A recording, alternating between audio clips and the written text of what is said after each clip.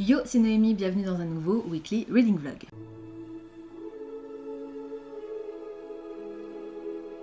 Je crois que ça fait 2 semaines consécutives, 3 semaines consécutives, que vous n'avez pas eu de vlog parce que je n'ai pas vlogué les 2 dernières semaines. Donc cette semaine, vous n'en aurez pas non plus parce que je vlog, donc vous l'aurez lundi prochain. Ça fait aussi 3 semaines que vous n'avez pas eu de vidéo à peu près, voilà. Donc bon bah je suis désolée. Je vais vous faire un récap très rapide, j'espère. Je n'ai rien lu entre le 21 août et le 1er septembre. Rien du tout. Mes parents étaient présents, du coup j'ai profité au max d'eux. J'ai quand même avancé un petit peu dans Steam Sailors, l'héliotrope de E.S. Green. C'est le dernier finaliste du PLIB qui me restait à lire. J'avais avancé un petit peu et là j'ai carburé ce matin en fait. Voilà, j'ai vraiment beaucoup avancé ce matin. Je suis page 277, chapitre 12. Dans cette histoire, on va faire la rencontre de Prudence, qui est une jeune fille qui vit sur la Terre et qui va un beau jour être enlevée par des pirates de l'air qui sont à la recherche de la cité impossible, l'endroit où les alchimistes, avant leur éradication 400 ans plus tôt, auraient planqué toute leur richesse et tout leur savoir. Notre Prudence a un don, elle fait des rêves prémonitoires et vraisemblablement, il n'y a pas que ça. Elle aurait une importance plus grande que ce qu'on soupçonne un petit peu au départ. Donc on a ce fameux trope de l'élu dans ce livre qui est je sais pas comment on traduit ça, un élément de l'histoire, je sais pas, qui me plaît pas mal, surtout que je trouve Prudence absolument géniale. J'aime beaucoup ce personnage, elle est très jeune, j'aime beaucoup aussi les pirates qu'elle côtoie, je trouve que c'est très intéressant, c'est assez rythmé et voilà, il y a pas mal de choses plutôt sympas et l'ambiance qui se dégage, c'est très steampunk, c'est de la fantasy steampunk pour ados et je l'aime beaucoup, donc je suis contente de l'avoir finalement entamé. On est le 13, je dois voter pour le PLIB avant le 20, donc je vais le finir aujourd'hui, je m'y remets juste après avoir fini de vous parler. Je tourne mon update lecture du mois d'août, parce que je veux absolument inclure celui-ci dedans, pour pouvoir partager ma chronique sur le site du PLIB. Et puis voilà, et puis vous aurez enfin mon update lecture du mois d'août. J'ai reçu ce matin ma Fairy Loot pour le mois d'août également. Donc vous avez déjà vu, mais je vous les remontre, que j'avais reçu, hop là, en plus des goodies, ces 2 petites choses. After Love de Tanya Byrne. Je ne m'attendais pas du tout à ce que ce soit ce titre, je partais sur autre chose. Je pensais que ce serait le prochain TJ Clown dans cette box, mais c'était pas ça. Mais il a l'air vachement sympa. On va faire la connaissance de Ash qui au début de l'histoire va mourir et va se retrouver embarqué dans un clan de Reapers qui ont pour rôle de récolter les âmes des défunts pendant leur passage dans l'entre-deux-mondes, au moment où ils attendent un peu de savoir quel sera leur sort. Sauf que Ash n'arrive pas à sauter son amour de la tête et elle rêve de retrouver Poppy qui est la jeune femme qu'elle aime tout simplement. Donc on va suivre un petit peu cette histoire d'amour entre la vie et la mort. Les papillons de nuit, je ne peux plus penser à un papillon de nuit sans penser à Strange the Dreamer, le faiseur de rêves. Donc voilà, j'aime beaucoup ce côté très électrique. Mais j'en avais jamais entendu parler. Et This Hallows, celui-ci me tente énormément. On a un personnage principal qui est une voleuse et qui va devoir voler le cœur d'un prince faé. Voilà, j'ai très hâte de découvrir cette histoire. Il est juste sublime. Je vous le remontre pas en détail parce que je vous l'ai montré dans la vidéo unboxing que vous aurez jeudi. Donc vous l'aurez vu avant de voir cette vidéo. Et si je me débrouille bien, vous devriez voir mon update lecture du mois d'août samedi. Et cette fois-ci, je serai dans les clous. Voilà. J'ai tourné des petits morceaux de vlog ces 2 dernières semaines. J'ai même commencé à monter un vlog, mais je vais tout effacer parce que c'est le bazar. Ça rime à rien. Voilà, la semaine dernière, j'ai lu Les flots sombres de Thibault Latil-Nicolas, le tome 2 de Chevauche Brume, que j'ai adoré. C'était ma lecture commune avec Diane. J'étais en retard dès le 2e jour. En gros, j'ai lu ma partie de lundi et je l'ai terminée hier. Voilà, donc sur les 300 346 pages, 350 pages. J'en ai lu 50 lundi et tout le reste hier. C'était fantastique, j'ai adoré la plume de cet auteur. Oh mon dieu. Je vous rappelle que dans le tome 1, on va suivre un groupe de soldats du roi qui sont envoyés en reconnaissance, pour voir ce qui se passe un petit peu dans cette brume qui vraisemblablement serait peuplée de créatures pas très sympathiques. Cette brume qui recouvre une partie du monde. Et nos héros partent donc dans cette quête et vont se retrouver embarqués dans une aventure absolument épique. C'est de la high fantasy. Thibault Latil-Nicolas, pour moi, c'est Tolkien. C'est le même niveau que Tolkien. Je trouve que le style, la poésie qui se dégage du texte, l'ambiance, les personnages, les décors, le déroulé de l'histoire, les interactions entre les personnages, oh mon dieu, rien que d'en parler, ça me fout des frissons. C'est sublime. Lisez cette histoire. On change un petit peu de décor dans ce tome 2. On a une fin assez fracassante, comme l'était plus ou moins le tome 1. Et le tome 3 sera le dernier. Il s'agit d'une trilogie et j'ai très très hâte de voir comment va se conclure tout ça, parce que pour l'instant, c'est la merde. Voilà, donc j'adore. Lisez cette série. Le tome 1 est sorti en poche, je crois que le tome 2 aussi, mais là j'ai un doute. Mais au moins le tome 1 est sorti en poche et c'était ma première lecture de Mappal des cartes de septembre. Et on est le 13. Youpi. Pour le 5 de cœur, pour lequel je devais lire un livre avec un nombre de pages pair, je vous l'ai dit, il fait 346 pages. Enfin, en tout cas, la dernière page numérotée, c'est la page 346. Cette caméra me saoule, le focus, c'est terrible. Je n'arrive pas à faire ce que je veux avec cette caméra. Ça m'agace. Bref, il me faudrait que je me trouve un trépied aussi, parce que pour le nouveau format de Mappal des cartes à partir du mois de octobre, on est déjà en septembre, j'aurai éventuellement besoin d'un trépied parce que je vois pas comment je vais faire autrement, donc va falloir que je me procure ça. Voilà, en tout cas ça c'était vachement bien, c'est un énorme coup de cœur, je lui ai mis 20 sur 20 sur Livre Addict, 5 étoiles sur Goodreads et dans Copile il a atteint la note maximale de 10, j'ai mis des 10 partout. Voilà, lisez cette série. Elle fait partie de mes séries favorites que Diane m'a fait imprimer et que j'ai encadré.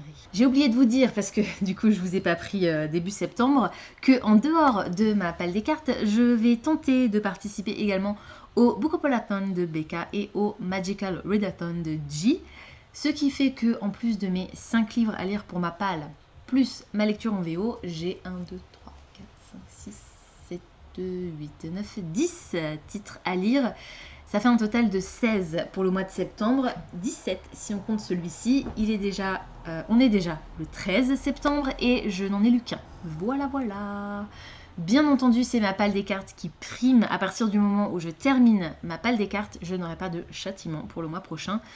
Mais j'aimerais quand même essayer de lire un max de ces 17 titres que j'ai sortis de ma pile à lire. Parce que malgré tout, le nombre de livres que j'engrange continue à augmenter et le nombre de livres que je sors de Mappal pour les lire, il diminue pas tant que ça, comparativement. Donc c'est embêtant, vu que l'un de mes objectifs principaux de 2021, c'était de faire baisser Mappal en dessous des 200 titres, puisque je l'ai commencé avec justement pile poil 200 titres. Ça va être compliqué. On va voir ce qu'on peut faire, mais ça va être compliqué. Je ne vais pas rentrer ici dans le détail de mes lectures pour le Bookopalathon et pour le Magical Readathon. Je ne vais pas non plus vous faire de vidéos dédiées. Vous aurez mon avancée dans ces deux marathons en fonction, au fur et à mesure dans les vlogs en fait, et à chaque fois je vous dirai pour quels critères de sélection, pour quelle étape j'ai choisi tel titre. Je pense que ce sera plus simple de faire comme ça, sachant que bien entendu, je vais d'abord lire les titres de Mappal des cartes. Voilà. Donc, il est possible qu'arrivé à la fin du mois, j'ai pas le temps d'en lire un seul des 2 autres piles à lire que je me suis prévu. Ce qui serait tout à fait normal. J'espère que je vais réussir à reprendre un rythme de vlog normal. J'ai fini Steam Sailors. Je lui ai mis 15 sur 20 sur Livre Addict, 4 étoiles sur Goodreads et dans Copile, il a atteint 7... 80 quelque chose, il me semble. C'était vachement chouette. J'ai beaucoup aimé. Et j'ai très hâte de découvrir la suite parce qu'on termine sur un cliffhanger qui promet du bon, du très très bon. Voilà, donc je suis vraiment ravie. C'était le dernier finaliste du PLIB qu'il me restait à découvrir, comme je vous l'ai dit tout à l'heure, et je sais désormais pour lequel je vais voter. Celui-ci, je lui ai mis 15.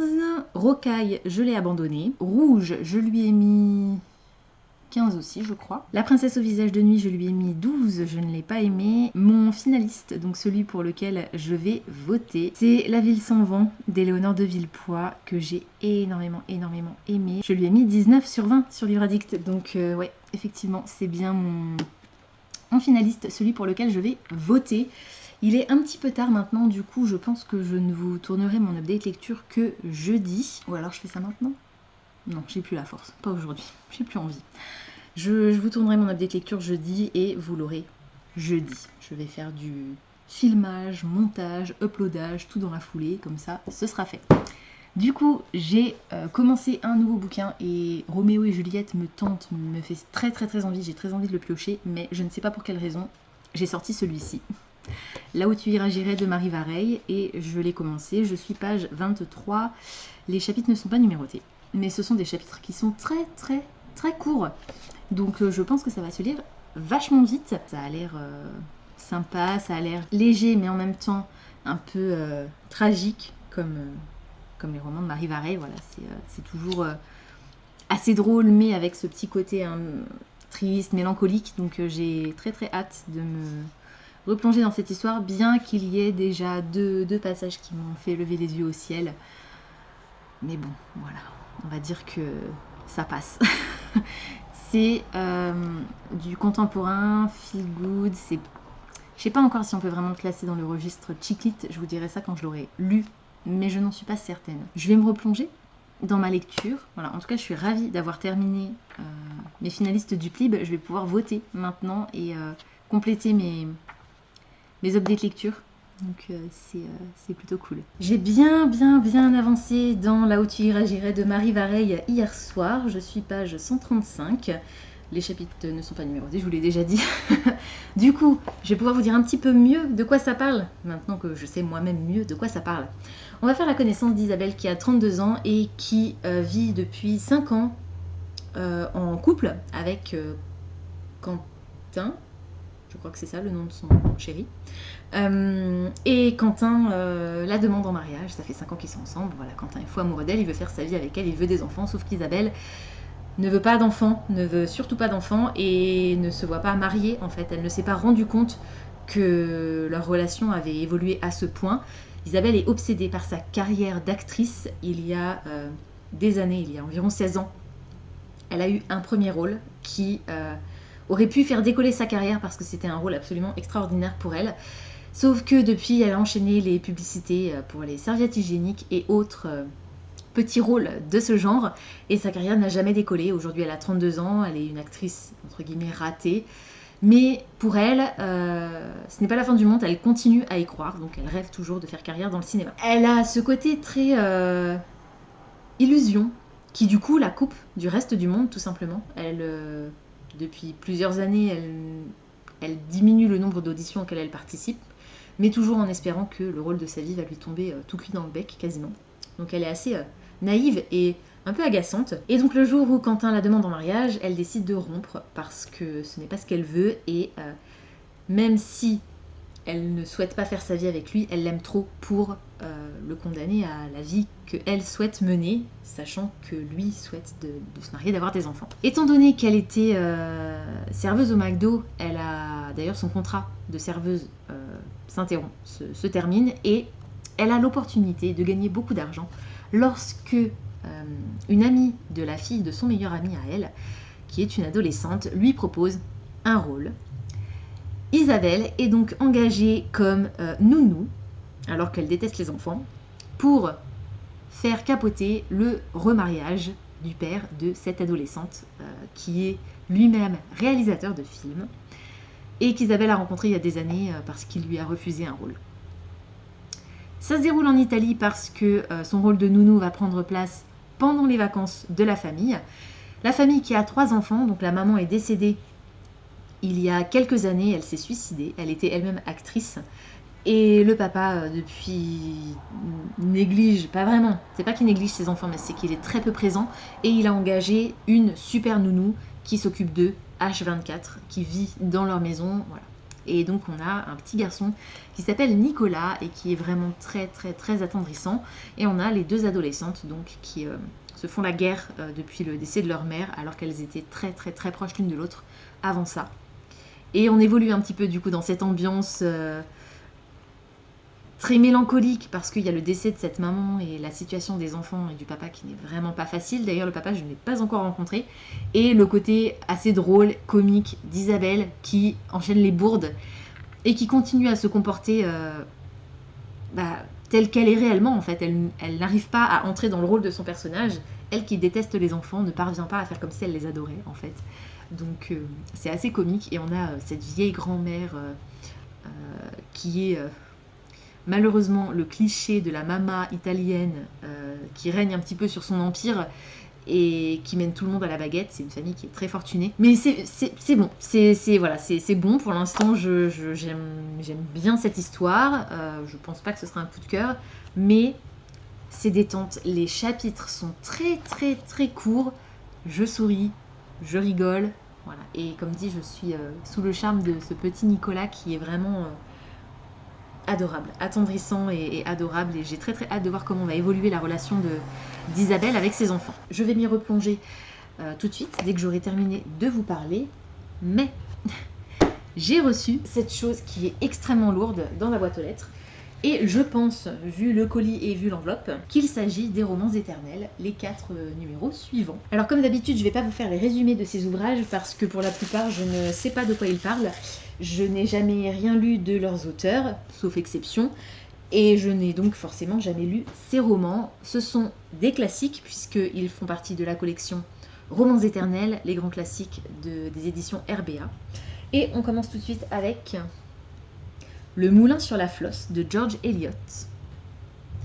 Comme d'habitude, c'est du hardback. Les couvertures sont avec du foil et on a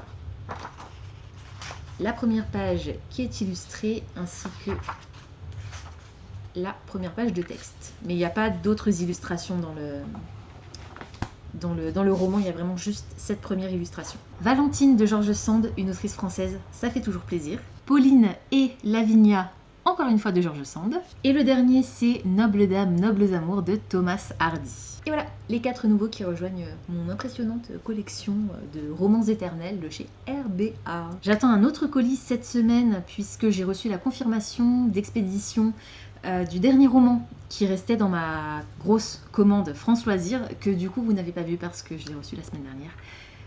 Vous les reverrez, je vous promets que vous allez revoir tous les romans que j'ai reçus, puisque de toute façon, j'ai déjà prévu pour début 2022 de vous refaire la fameuse vidéo Mapal intégrale. Donc, de toute façon, à un moment donné, vous allez les voir, ces titres. Voilà, très rapidement, j'avais acheté le tome 6 des Détectives du Yorkshire, le tome 2 de la série Aurora de Vashti Hardy, le Syndrome du Spaghetti de Marie Vareille, le tome 9 des Chroniques des Bridgerton, l'intégrale de la saga Grim Lovelies, et le dernier qui n'est pas encore arrivé mais qui devrait arriver là cette semaine, c'est le tome 1 d'une nouvelle série qui s'appelle Starfell, enfin une nouvelle série qui date un peu maintenant en français, qui a été traduite de l'anglais, et c'est du middle grade fantastique. On est mardi et mardi c'est sorti, il y a 3 titres en VO qui m'intéressent. Le premier c'est What Lives in the Woods de Lindsay Curry, c'est du middle grade, de l'horreur avec une enquête. Le deuxième c'est A Dark and Starless Forest de Sarah Hollowell, c'est du young adult, de la fantasy contemporaine LGBT avec une histoire de famille. Et le dernier c'est Defy the Night, le tome 1 de Brigid Kemmerer,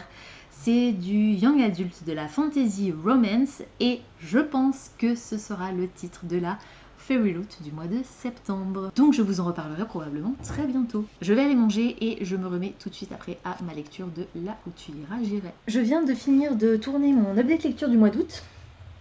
On est le 15 septembre, tout va bien. La meuf à peine en retard. Et il va falloir que je le monte quasiment dans la foulée. Bon là il est 22h10 déjà, j'ai pas forcément envie de faire ça tout de suite. Mais je m'y attellerai dès demain matin. Et puis je finirai ça demain midi pour vous la poster. Oh, j'ai les fourmis dans les jambes. pour vous la poster dans la foulée. Je sens plus ma jambe.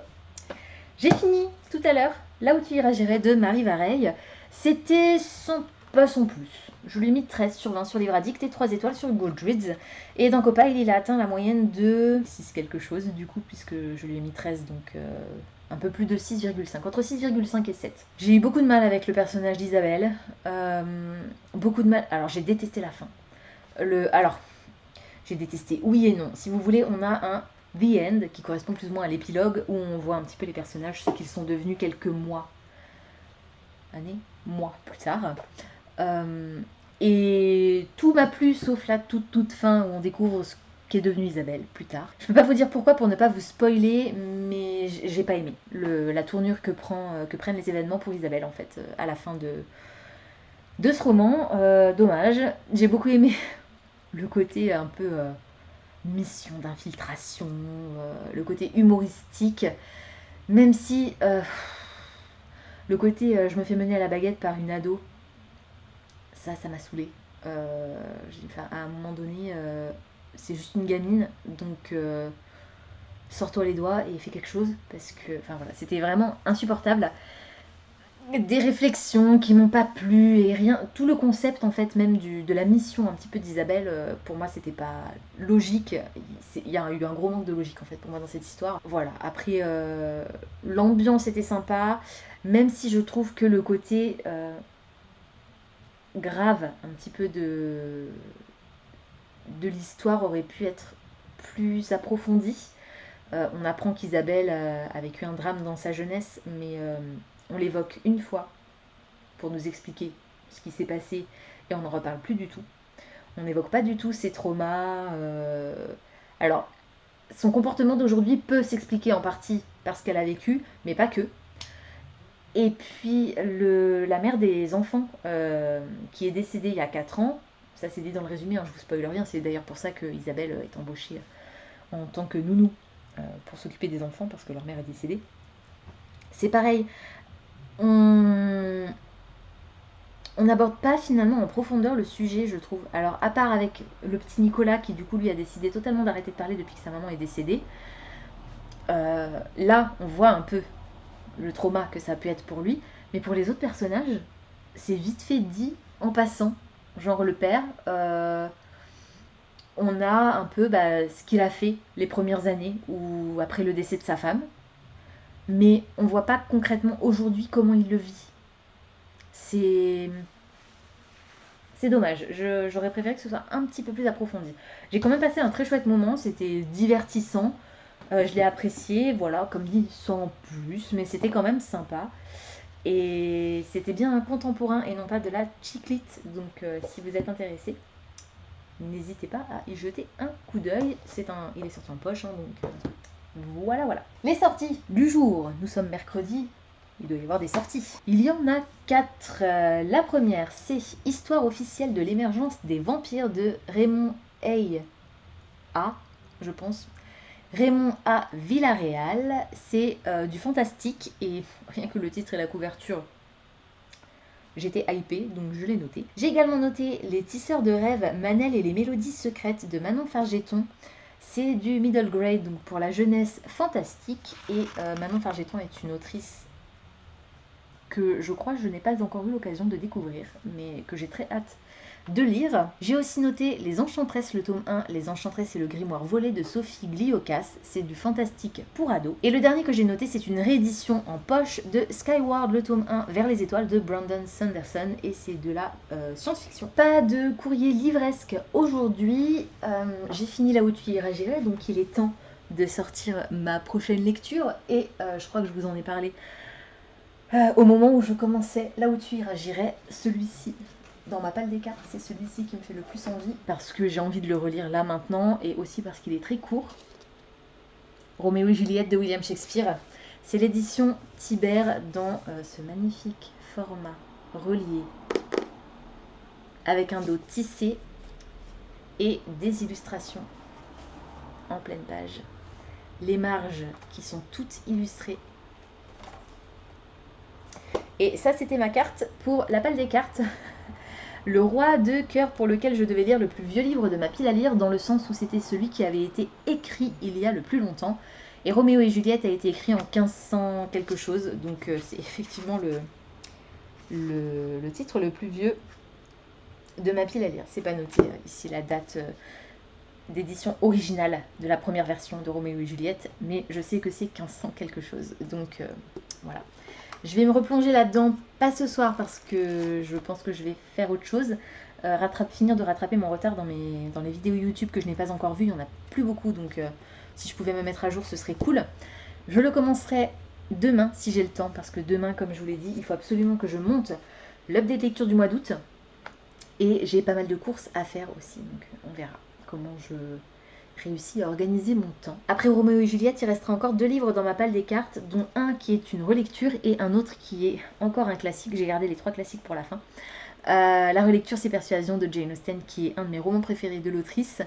Donc j'ai très très hâte de me replonger dans cette histoire, que j'ai vue il n'y a pas très longtemps en plus, parce que je me suis refait toutes les adaptations de Jane Austen par... c'est quel studio? Je sais plus déjà. Le studio Koba Films. Et le dernier, c'est Plein été, je crois, d'Edith Wharton, qui est aussi un classique et qui est extrêmement court, qui fait moins de 200 pages, je crois bien. Donc voilà. C'est possible, c'est faisable, on n'est que le 15, il me reste 2 semaines pour lire ces 3 titres.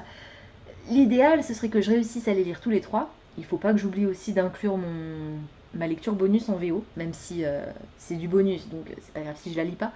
Mais l'idée, c'est quand même aussi d'essayer d'avancer dans mes pales du Bookopalathon et du Magical Readathon. Donc, on verra comment je m'en sors. Je reviens de course et je suis fatiguée. Oh purée, j'ai l'impression d'avoir passé toute la journée à faire ça. Alors que non, en fait, j'ai bossé ce matin. Cet après-midi, par contre, j'ai passé quasiment tout l'après-midi à faire des courses. Je suis KO, j'en peux plus. Et on va aller courir juste après. Donc je sens que je vais bien dormir cette nuit. Aujourd'hui, j'ai noté 2 sorties. La première, c'est Émile fait un Émile de Vincent Cuvelier et Ronan Badel. C'est un album, vous savez que j'adore ce petit personnage. Chaque fois qu'un nouveau numéro sort, je ne peux pas le rater. Et le deuxième, j'ai un gros doute concernant ce titre parce qu'il s'agit du nouveau Adam Silvera traduit en français, qui s'appelle Fils de l'infini. C'est un tome 1, le tome 1 d'une duologie de fantasy young adulte avec des super-héros, je crois 2 frères, et j'ai entendu de très très très mauvais retours en version originale. J'ai peur de ne pas apprécier cette lecture. J'ai commencé tout à l'heure Roméo et Juliette de William Shakespeare. J'ai juste lu l'acte 1, scène 1. Donc vraiment, je l'ai juste commencé, histoire de dire que je commençais aujourd'hui. Je vais m'y replonger ce soir, tranquillement. J'ai très très très hâte de dévorer cette histoire. Je vais pas vous faire l'affront de vous résumer Roméo et Juliette. Je pense que vous savez de quoi ça parle. Et j'ai reçu le dernier roman de ma commande France Loisirs, Starfell, le tome 1, Violette, Dupin et le jour perdu de Dominique Valente. Dans cette histoire, on va faire la rencontre de Violette, qui est une petite sorcière et qui, un beau jour, qui a un don pour retrouver les choses égarées.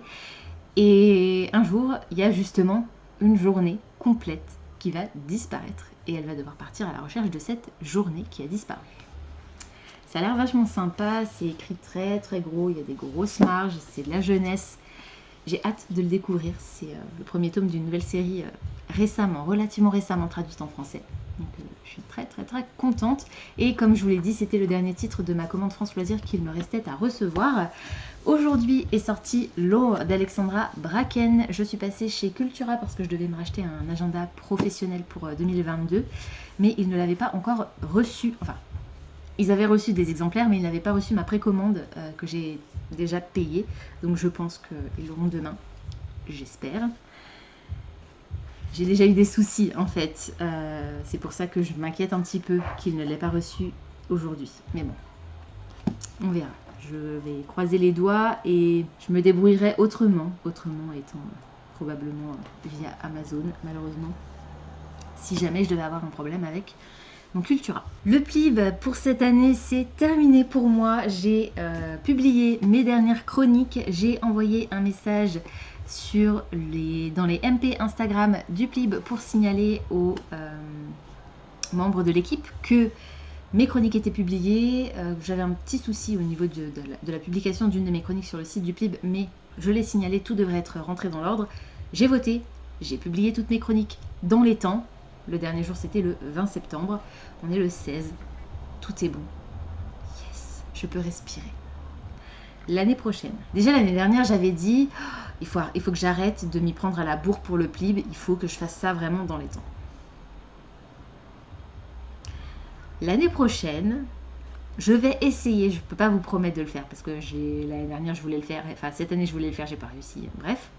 Mais l'année prochaine, le jour où les 5 finalistes du PLIB seront annoncés, j'essaierai de faire en sorte de les caser tous les 5, sauf ceux que j'aurais éventuellement déjà lus, dans ma pile à lire du mois suivant, pour les lire tout de suite les 5. Au moins ce sera fait et je serai tranquille, parce que c'est trop de stress sinon. Mais j'ai l'habitude, hein. Je le sais très bien et j'aurais très bien pu les lire bien plus tôt. Les finalistes du PLIB, c'est juste que j'ai préféré lire autre chose. Je vais retourner à ma lecture de Roméo et Juliette, un tout petit bout, en attendant que mon chéri ait terminé le travail, parce que, comme je l'ai dit tout à l'heure, dès qu'il aura fini, on ira courir. Donc en attendant, je vais me remettre à lire, et puis quand on sera revenu et que j'aurai pris ma douche et mangé, je le continuerai, peut-être le finirai, on verra. Je n'ai toujours pas de nouvelles de ma précommande de l'eau chez Cultura, ça m'inquiète un petit peu. Je les appellerai peut-être demain, ou j'enverrai un SMS, ils communiquent beaucoup par SMS, on verra. Pas de sortie puisque nous sommes vendredi, ça va être un update très court. J'ai avancé dans Roméo et Juliette hier soir, je suis page... j'ai avancé un peu ce midi mais je vais reprendre. Je vais remettre mon marque-page où j'étais parce que j'ai pas vraiment... j'ai lu moins d'une page. Je suis page 87, acte 2, scène 2. Voilà, donc... il me reste encore toute cette partie à lire. Je sais pas ce que j'ai à vous dire en fait. Voilà, j'apprécie le style énormément. L'histoire aussi, même si le côté très jeune des personnages est très excessif, je trouve. Tant dans le langage, la façon de s'exprimer, que dans le contenu de leurs propos, est un peu exagéré. Mais ça fait partie du charme de cette histoire. Donc voilà, j'ai hâte de m'y replonger pleinement et je vous montre un petit peu quelques illustrations absolument somptueuses sur lesquelles j'ai pu tomber jusqu'à présent.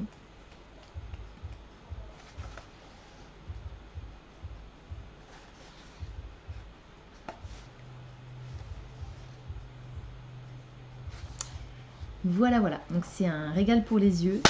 Je suis vraiment très contente de l'avoir sorti de ma palle. Il me faisait envie depuis un petit moment. Et je pense que après celui-ci, j'enchaînerai avec Plein été parce qu'il risque d'être court à lire, vraiment très très rapide à lire. Il est très très court. Et je terminerai ma palle des cartes par Persuasion. Et alors, j'étais en train de réfléchir, je me dis, est-ce que je fais ma lecture en VO pour ce mois-ci, ma lecture bonus, hein, je vous rappelle, qui est Bone Cryos Moon, que j'ai inclus aussi dans ma pile à lire pour le Magical Readathon, et je ne sais plus si elle est aussi dans mon Bookopalathon, ou bien je lis d'abord d'autres titres en français qui m'intéressent et qui font partie de mon Bookopalathon et de mon Magical Readathon pour revenir ensuite au dernier moment sur Bone Cryos Moon. Je ne sais pas. On va voir. Je pense que ce que je vais faire, c'est que je vais le tester. Je vais le tenter, Bone Cryos Moon. Je vais lire les premiers chapitres, un ou deux premiers chapitres, on va dire. Et en fonction de la vitesse à laquelle je vais, ou si l'histoire m'intéresse énormément, soit je le continue et je le termine, soit je le mets de côté provisoirement. Je lis d'autres titres pour mes autres piles à lire et je reviendrai sur Bone Cryos Moon d'ici la fin du mois pour réussir quand même à le lire parce que même s'il ne fait pas partie de ma palle des cartes, il faisait quand même partie de ma pile à lire pour le mois de septembre. J'ai préparé une mousse au chocolat pour demain soir et j'espère qu'elle sera bonne, on verra. C'est la première fois de ma vie, je crois bien, que je fais une mousse au chocolat. C'est le dessert le plus con, mais c'est la première fois que je fais une mousse au chocolat. Écoutez, on verra bien hein, si elle est mangeable. Mangeable, je n'en doute pas, parce que je l'ai goûtée quand même. Elle était bonne. Maintenant, est-ce qu'elle sera excellente? Je ne sais pas, ce sera la surprise.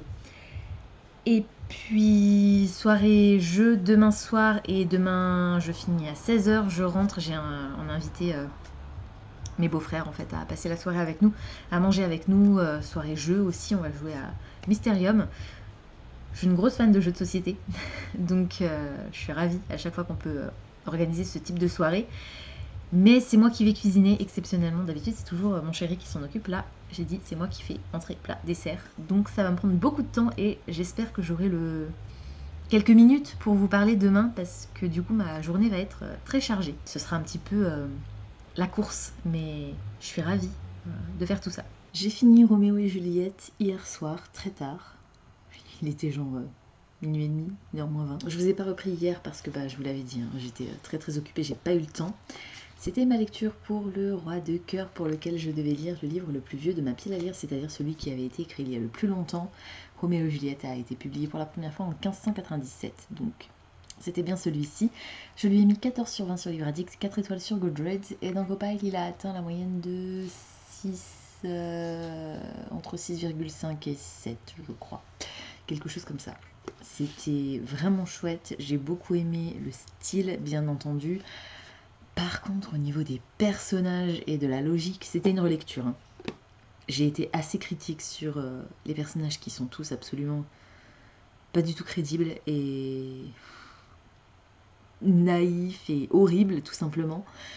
Et sur la logique, le manque de logique de ces personnages, enfin, je trouve que c'était trop. C'est un peu too much. Cette histoire est too much en fait. Elle est magnifique, mais c'est pas du tout crédible. Et voilà, c'est tout. Mais c'était bien, ça m'a fait plaisir de le relire. Ça faisait très longtemps que je ne l'avais pas lu et c'est maintenant chose faite. Du coup, aujourd'hui, j'ai commencé Plein été d'Edith Wharton. Alors, c'était pour le 2 de trèfle dans ma palle et je crois que c'était pour un classique. Il fait aussi partie de ma pile à lire du Magical Readathon. Pour la première étape, c'est The Novice Path et il fallait lire un livre avec une carte. Pour ça, j'ai lu Chevauche Brume, le tome 2. Il y avait une carte à l'intérieur. Et Plein été, alors Roméo et Juliette n'était pas dedans. Par contre, Plein été correspond à une des lectures que je devais faire pour la construction de mon personnage. Et c'était pour son origine. Mon personnage vient d'un milieu plutôt campagnard, en opposition à la ville, on va dire, plutôt de la nature. Et du coup, je devais lire un titre qui se déroule dans la forêt ou principalement à l'extérieur. Et pour Plein été, ça marche très bien puisque notre personnage principal qui s'appelle Charity vit dans un petit village qui se situe au pied d'une montagne. Et cette montagne a ce site particulier qu'elle est habitée par des gens qui vraisemblablement, il y a plusieurs années, auraient décidé de vivre en reclus dans cette montagne. Ils ont créé une petite communauté, apparemment de hors-la-loi, ce genre de choses. Ils sont très renfermés sur elles-mêmes, ils ne se mélangent pas avec les gens du village dans lequel vit Charity. Et apparemment, elle viendrait de la montagne. Elle aurait été récupérée par l'avocat de la ville quand elle était toute enfant, toute jeune, très très jeune, et celui-ci l'a élevée, on va pas vraiment dire comme sa fille, parce qu'il n'a pas forcément pris d'affection pour elle, mais il l'a sauvée de la misère apparemment dans laquelle elle vivait quand elle était enfant, et il l'a élevée dans sa maison, dans la ville, en jeune fille de bonne famille, on va dire. Et Charity est la bibliothécaire de cette petite ville, bien qu'elle n'ait ni connaissance ni compétence pour cela. Cependant, depuis la mort du décès, n'importe quoi, depuis le décès de la femme de l'homme qui l'a récupérée, elle se sent un peu, pas menacée, mais disons que l'homme a fait une tentative pour s'approcher d'elle d'une façon qui ne lui convient pas. Et elle décide qu'il est temps pour elle de s'émanciper, de gagner de l'argent pour pouvoir s'en aller. Alors, il n'est pas question de violence, ni d'agression, ni quoi que ce soit. Juste l'approche de cet homme qui la dérange, ce qu'on peut comprendre bien entendu, mais il n'y a pas d'insistance de la part de l'homme. Je vous le dis, voilà, il n'est pas question de harcèlement, de viol ou quoi que ce soit. Il a tenté sa chance, elle l'a repoussé, il n'a pas cherché plus loin, il a laissé tomber. Très bien. bravo. Mais elle sent qu'il y a quand même un certain malaise entre eux et du coup, elle essaye de faire tout ce qu'elle peut pour s'en aller. Et un beau jour, on a un jeune homme qui débarque, à peu près de son âge, je pense, qui est le cousin de la personne qui est propriétaire, responsable, on va dire, de la bibliothèque où Charity travaille. Et lui est architecte et il vient dans le coin en repérage pour dessiner les vieilles maisons du village. Et ils vont commencer à sympathiser, à discuter, à échanger et Charity va lui servir de guide et ils vont se rapprocher. Elle, bien entendu, va tomber amoureuse de lui. Et pour l'instant, j'en suis là, ça n'est pas aller plus loin. On va voir un petit peu ce que ça donne, mais il y a tout ce côté très nature qui compte beaucoup parce que Charity aime la nature, elle adore s'allonger dans l'herbe, dans les collines, enfouir son visage dans l'herbe en fait, dans les feuilles, dans les fleurs. Il y a vraiment ce côté nature qui ressort énormément de cette histoire. Donc j'ai bien choisi mon bouquin, je suis contente. Voilà, y a pas, pour l'instant j'ai pas grand chose à vous dire de plus sur ce titre. Je suis page 63, chapitre 7, je vais le continuer, il est pas très très long. Enfin, je pense pas que je vais peut-être pas réussir à le finir ce soir, mais je vais le continuer. Donc c'est ma deuxième lecture pour le Magical Readathon. Et c'est ma quatrième lecture pour ma palle des cartes. Et pour le Bookopalathon de Becca, j'avais complètement oublié. Mais Chevauche-Brume faisait partie de mes lectures, puisque en troisième lancée de dés, je suis tombée sur Times of Day. Et en gros, c'est une case dans laquelle il était écrit plusieurs mots en lien avec les moments de la journée. Jour, nuit, aube, crépuscule, clarté, sombre, et, enfin le mot sombre, darkness, ténèbres, tout ça était dans cette case. Et le tome 2 de Chevauche-Brume s'appelait Les flots sombres. J'ai considéré que ça marchait du coup. Donc c'était Chevauche-Brume, le tome 2, une de mes lectures du Bookopalathon. Et le plein été, du coup, celui-ci fait partie aussi de mon Bookopalathon puisque mon dernier jeté de dés, le rôle 7, puisque j'ai tiré 2 doubles, donc j'ai dû lancer 2 fois de plus les dés que ce qui était prévu au départ. Je suis tombée sur Tibia Game, donc un jeu pour créer une pile à lire. J'ai choisi d'utiliser mon propre jeu et de sortir un des livres que j'avais déjà sélectionné pour ma pile à lire grâce à la palle des cartes, et c'était plein été, c'était le plus court de tous les livres de ma palle des cartes, donc voilà, en gros, c'est tout. Donc celui-ci est dans mes 3 piles à lire du mois de septembre. Et ça, c'est plutôt cool. Je vais retourner du coup à ma lecture de celui-là. Je vous ai publié hier mon unboxing de la Fairy Loot du mois d'août. Oui, c'est bien ça. Je n'ai pas eu de nouvelles concernant ma précommande de Lore chez Cultura et ça m'inquiète beaucoup. Je pense que demain, je passerai les voir. S'il leur reste un exemplaire hardback en rayon, je leur demanderai qu'ils me le mettent de côté, au cas où. Sinon, je vais devoir le commander sur Amazon et ça m'embête beaucoup. Il me restera, après celui-ci, Persuasion dans ma palle des cartes. Je pense, j'ai pas envie de trop m'avancer ni me porter la poisse, mais on est le 19 septembre, je pense que ça devrait aller pour ma palle des cartes. Parce que j'ai pas forcément besoin de le terminer, Persuasion. Il faut au moins que je l'ai commencé. Ça devrait le faire. Je suis contente. Et puis, c'était des bonnes lectures. Peu de fantaisie du coup ce mois-ci, mais quand même des bonnes lectures. Et puis de la fantaisie, j'en ai dans mes 2 autres piles à lire, donc celle du Bookopalathon et du Magical Readathon, donc je peux encore me rattraper de ce côté-là. Demain, on est lundi, je ne travaille pas, je vais faire un petit peu de ménage dans l'appart, mais je n'ai rien prévu de particulier. Me reposer principalement parce que j'en ai besoin, je suis assez KO en ce moment.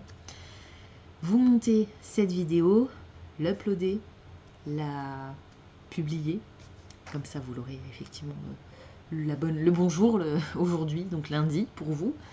Et puis je pense que c'est tout pour cette fois-ci. Merci d'avoir regardé ce vlog jusqu'au bout et puis je vous retrouve du coup la semaine prochaine pour un nouveau weekly reading vlog. Ciao.